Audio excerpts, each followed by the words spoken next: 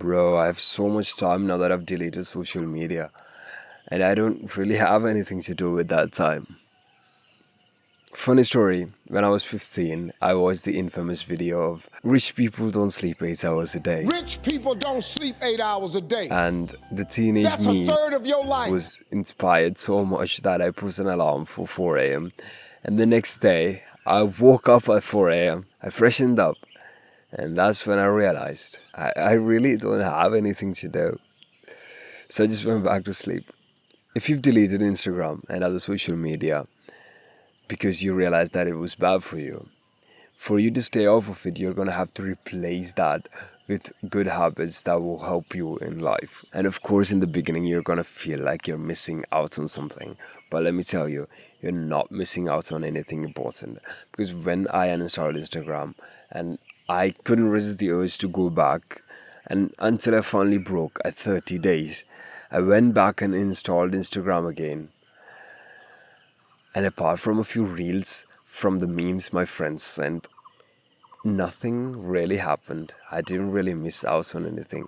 So this is me telling you, it's okay. There's nothing happening out there.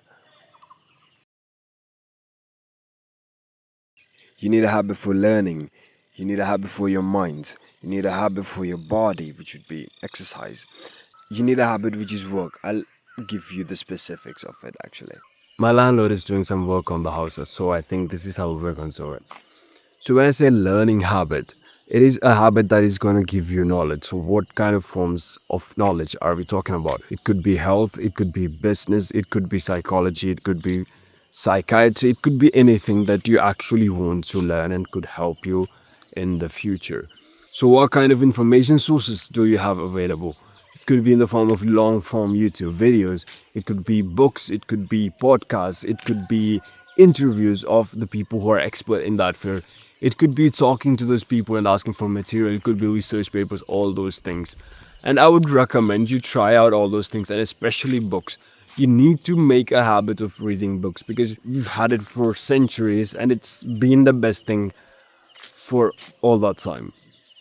And what about podcasts, long form videos, and everything? The thing about those is that what I tend to find people do is that they procrastinate by using those things, that they tell themselves that it's productive and they're just wasting their time watching too much of those content. So that's what I'm saying, like to have a strict habit. People usually don't procrastinate that much by reading books. That's why I recommend reading books as a better alternative.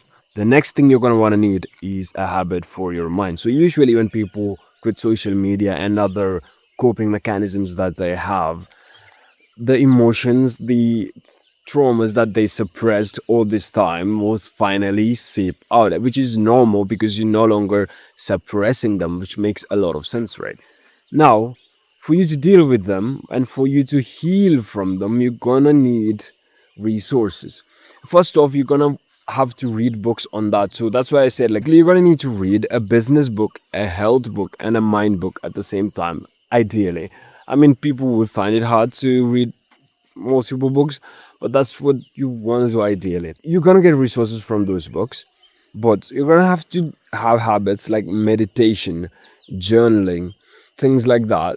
What these help you do is you realize thought patterns, you understand how your mind works, you try to be in peace with your mind, with your thoughts. You learn to consciously, and other habits are affirmations, and you can find all those habits, but the same point of those is to replace those bad thoughts, to replace those intrusive thought patterns, to replace those disturbing or disruptive thought patterns, and even forcefully put in good thoughts so that you can have better happiness, so that you feel better. People will think, how you force yourself to think good things. Yeah, that's how the world works. That's how your mind works. You give it good things, it will give you good things. And you can choose them, you can try out different things, and I'll tell you to try multiple things at the same time because that will be much better for you. And you will ideally want to have meditation, journaling, and affirmations by default every day. The next habit you're going to want to need is one for your body. It could be running, it could be working out, lifting weights, any kind of things. Anything that keeps the blood flowing and helps you build up as a body for your future. Anything that you can be consistent with and you feel good at. It could be sports, it could be martial arts. Myself, I lift weights, I do cardio, I do football, I've done martial arts before. Anything, honestly, something for your body. And the last thing you need is a work habit. You could be telling me that I don't have anything to do, but if you're a student, study could be your work. If you're a YouTuber, filming, editing, scripting could be your work. And ideally, I would want you to have some kind of entrepreneurship kind of vibe to whatever work that you do. Because I want you to be striving to have your work be independent of time, your money be independent of time. So that in the future, you can detach your time from your money so that you don't really have to work all the time to get money. That your work is not directly dependent on your money. Look at you, you're already making progress. You just watched through a long, boring, but informative video. There are more videos on the channel that will help you out. And on the specifics on the things that I just talked about, there are more videos on the channel. You can watch them and I'll see you in another video.